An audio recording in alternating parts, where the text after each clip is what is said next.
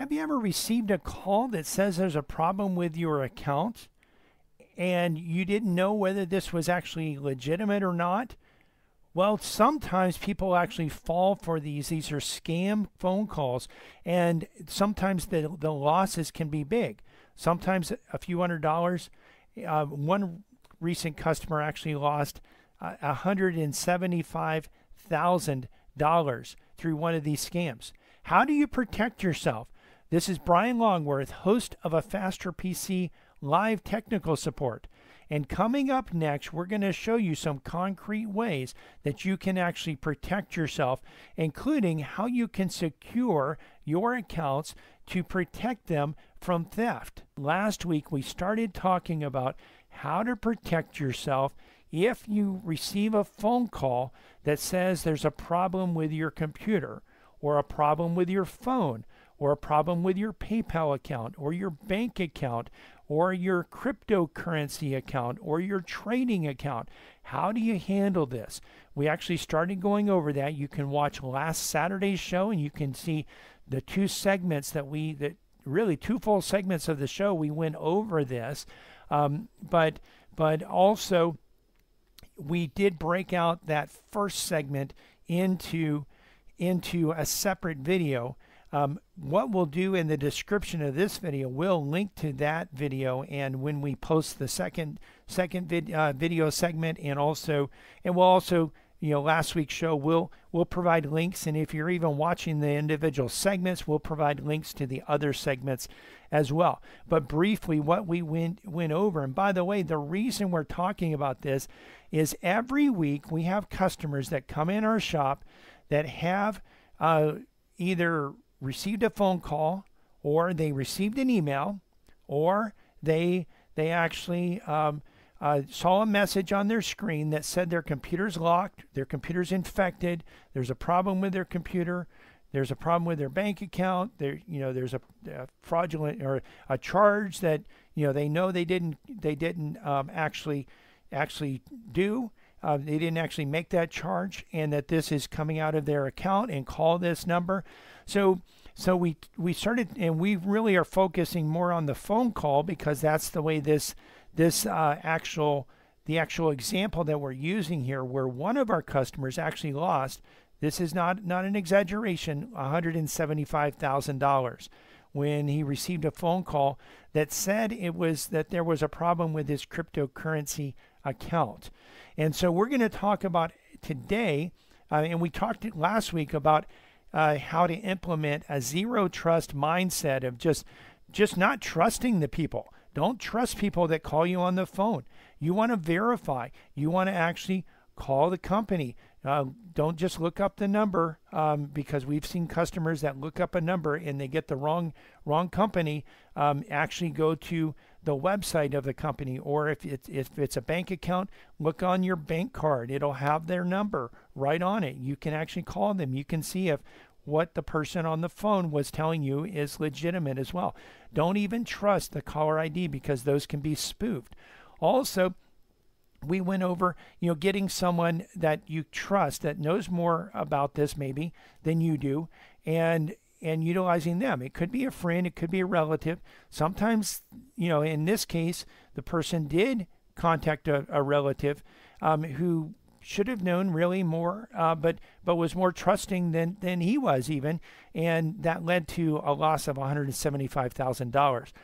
Some of our customers actually utilize A Faster PC for this service, and in fact, this last week, our attorney, who also is our client, called me or texted me and said, "Is this legitimate?"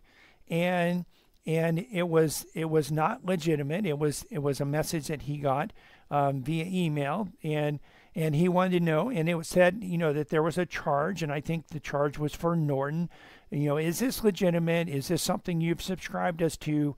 And I replied back that it's not, and I went over how he can actually check and verify. And he says, and I went over this story with him, and he said, well, that's never going to happen with me, because you've trained me to check with you. So he actually calls us, or he texts us, or he emails us, and we actually verify whether it's legitimate or not, and we let him know that. And in this case, it was not legitimate. Most of the cases, it's not legitimate. And so, we do this for our managed clients, our clients that pay us a monthly amount and don't have to pay for that time. We also do it for non-managed clients. They just pay for the time that we're helping them out. If we already have remote support software, we can log into your system and we can help you with that. So what we're going to go over today, though, is first of all, we're going over how you want to secure your accounts. So this is step 3, is to secure your accounts. And how do you do this?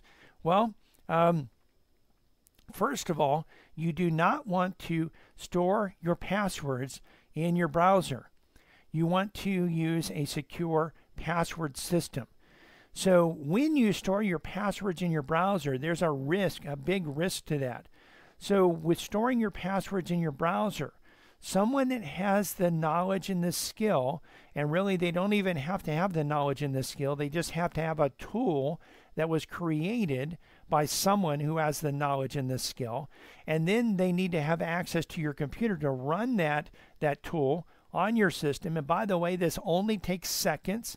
If you let a scammer in your computer, whether it initiates from a phone call or from an email address or from clicking on a link or from you calling them from a number on your screen or a number on the email, you calling them, however that is initiated, if you let them in your computer, I can guarantee you within seconds they will have all of the usernames and passwords that you have saved in your browser. So it's not a safe way to do this. We do security scans for businesses, and every time someone has a username and password stored in their browser, most of the time it's many, that software that we run is able to quickly crack their passwords. And also we actually find that many of these are already on the dark web as well. So you want to use a secure password system. Now we do have a secure password system, and this secure password system is really cool because, people have a lot of passwords, and it's difficult to remember all of the passwords. It's difficult to know what your password is, and really even to come up with strong passwords for every website. What we actually see quite often is that people will actually use the same password on multiple websites, or they will actually just, in addition to using the same password on multiple websites, maybe they'll use, their password will have their birthday in it, or their password will have their, some other type of date in it. Maybe their password will have their kid's name or their dog's name or someone like this. We actually even had one customer, his email account was hacked, and he had a password, something like Kitty12345. And that's not the exact password he had, but it was really that simple. And the account was hacked, and he wanted to change it to Cat12345. That is no joke. Now, again, that's just an example. It wasn't actually Kitty, it wasn't Cat, but the numbers were a sequence like that, and it was a very different animal, but it was very similar to that. And, I said, are you crazy? I mean, your password was just hacked with something almost identical to what you're suggesting. And so these password systems are able to come up with a secure, unique password for every site that you don't have to remember. It is able to come up with a complex password that is so complex that you can't remember it, and it's able to actually do this unique password for every site. The only password you need to remember is the password to get into the password management system, and it's also protected with MFA, that's multi-factor authentication. So not only do you have to have a username and password to get into the password management system, you also have to have MFA. And this allows you to be able to go to a website and not use your dog's name or your cat's name or your date of birth or your child's name or your spouse's name or any of these other names that really a hacker could, if they look at your Facebook page, if you have one, they might know what your child's name is or what your dog's name is, because you might post about your dog or your child on there. They might know your birthday because you might actually list your birthday on your social media page. And you know what? Sometimes they actually require you to use your real birthday. I had at one point a fake birthday on my Facebook account, but because I do some ads, and some of them are considered political, even though many times they're not political. But certain subjects, if you mention certain subjects like protecting innocent human life, well, Facebook deems that to be a political post, even if it's just, hey, we should protect innocent human life. Well, because of that, I actually had to verify who I am with my driver's license, and I had to even, get an affidavit and send that in to them. And of course, they know my real date of birth, and they changed my date of birth on Facebook to my real date of birth because I had to go through that authentication and verification. So, you just have to realize there's certain things that people might know, and you don't want to use that for your password. So with the password management system, what can happen is you can actually go in and it can actually create a secure password that is so secure that you're not going to be able to know it. You're not going to be able to see it and or to guess it, figure it out. It's going to use a mixture of uppercase letters, numbers, special characters. It's going to use again, it might even, you could even have spaces in it, but it's going to create a password that is complex, that is so complex that you actually can't remember it. But you don't have to, because the password management system will remember it. You just have to remember the password to get into the password management system. So that's the key, and that makes it really easy. Now, another thing that you need to do to secure your accounts is to implement MFA, and what MFA stands for is multi-factor authentication.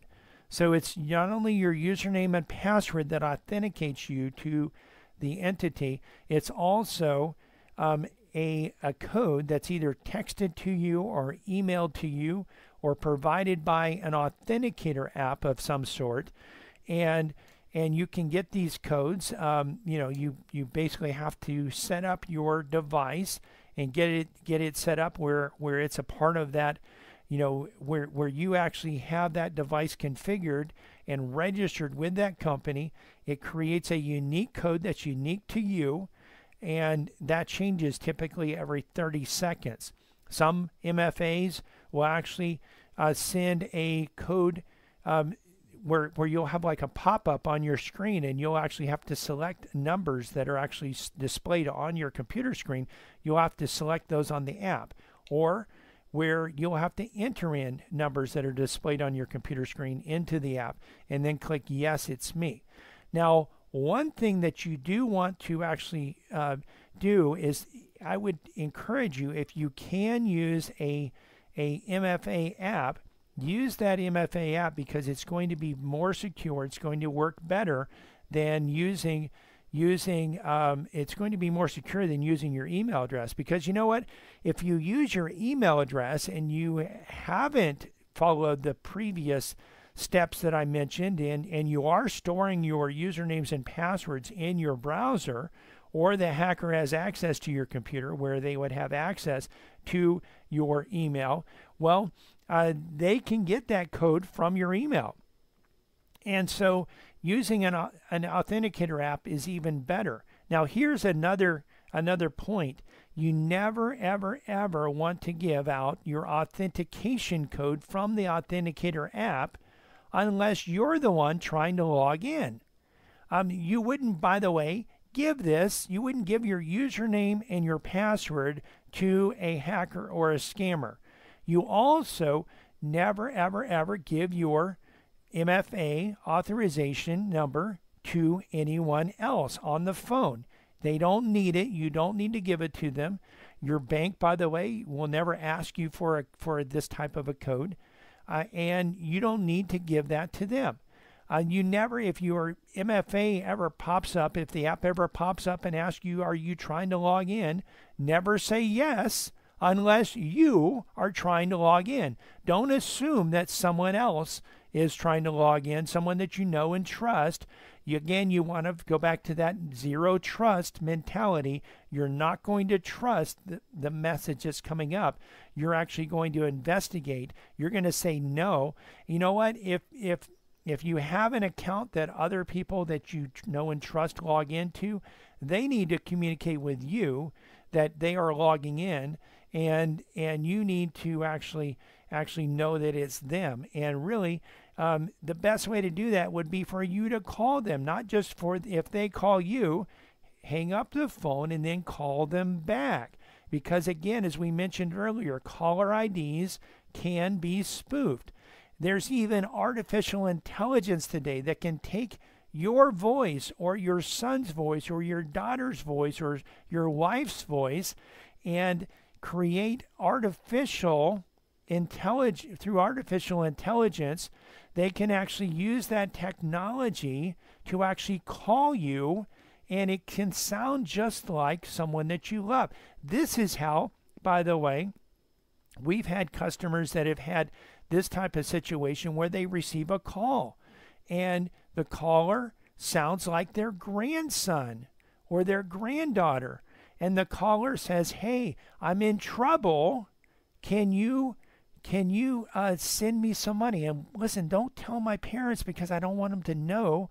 Maybe they got arrested or they got in an accident, and they don't want their parents to find out about this. Well, why are they saying that? They're saying that because they don't want you to call their parents. And because if you call their parents, you'll find out that your grandson or granddaughter was not in an accident or wasn't arrested. But they'll use this, and they'll use the sympathy. Well, come on, I'm trying to not let my family, I don't want my parents to know about this. And grandparents sometimes give kids things that the parents won't give them or won't let them have, or they'll kind of help them skirt the rules of their parents a little bit. So they'll play on that to actually try to get you to not accept that. But that's just an example. And by the way, we've had customers that have actually gone to the bank and withdrawn $10,000, put it in a brown paper bag, and have walked out to the corner and had a car pull up and pick up that bag. And the person in the car a lot of times doesn't even know that this happened, doesn't even know what's going on. They're just an Uber driver or a Lyft driver that's been paid to pick up a package and take it to somewhere else. And the thing is, it's cash. You're not going to get it back. It's gone. That money is stolen, and it's stolen because you trusted the caller on the phone that sounded like your grandson, sounded like your granddaughter, and you trusted without verifying that it actually was them. So if you receive a call even that says, hey, I'm trying to log into this account, can you authenticate this? Or give me the code. Don't believe it. Hang up and actually call them back. Have them verify that way you verify they can answer that phone, and you know that you're calling them on their phone. You're not calling them, by the way, just on a number, and you need to have, these people, you need to know what their numbers are. Have them in your contact list. If you don't know how to add phone numbers to your contact list, we can help you with this, but you probably also have that grandson. Ask them to help you add that to your contact list. Ask your children to help you add those numbers to your contact list. You know what? There might be a time where you might need it, where you need to contact someone, and maybe you don't remember their phone number. Maybe you even have a situation. People have this as they get older. where you have a situation where you just forget what someone's number is. You can't remember. By the way, if people are tired, it can even happen to younger people as well. But having that number can really help you in the contact list. But you never, ever, ever want to give out that MFA device, that code, to anyone else. The one situation would be if you're using an account that is shared by other people and you've set up MFA. That's the only way that you would actually do that. But typically, if it's a bank account, if it's a brokerage account, typically you could have a login. Like if it's a joint bank account, you can have a login and the other people on the account can have a login also. And if MFA is a feature or is an option, that person with their login could have their separate MFA, so they don't need to use yours. That's the best way to do it. One thing to realize with this as well, or one point I want to make, is just that banks are not as secure as they really need to be. And really, I mean, this is big, because banks have a obligation. I mean, you're keeping your money there. You have in many cases you have direct deposits going in there. Sometimes large amounts of money going into this bank account. Sometimes large amounts of money going out of the bank account. It's important that all of that works. Well, one of the things I found is that a lot of times banks will limit the number of characters you can use for your password. They also will limit the types of characters you can use. There's certain special characters that they won't allow. And also, many of the banks, you cannot turn on MFA, multi-factor authentication, for logins. And also, you can't turn it off if it is on many times. So banks, I would say, they need to do a better job of securing your account. If you need help with any of this stuff, you can give us a call, 772-878-5978. Give a Faster PC a call. Let us help you. We can help you protect yourself and your account. I hope you've liked this video, that you've learned something from it. If you have, please click the like button, click subscribe, and click the bell to be notified when we release new videos. And remember, when you have cybersecurity questions, you need a Faster PC.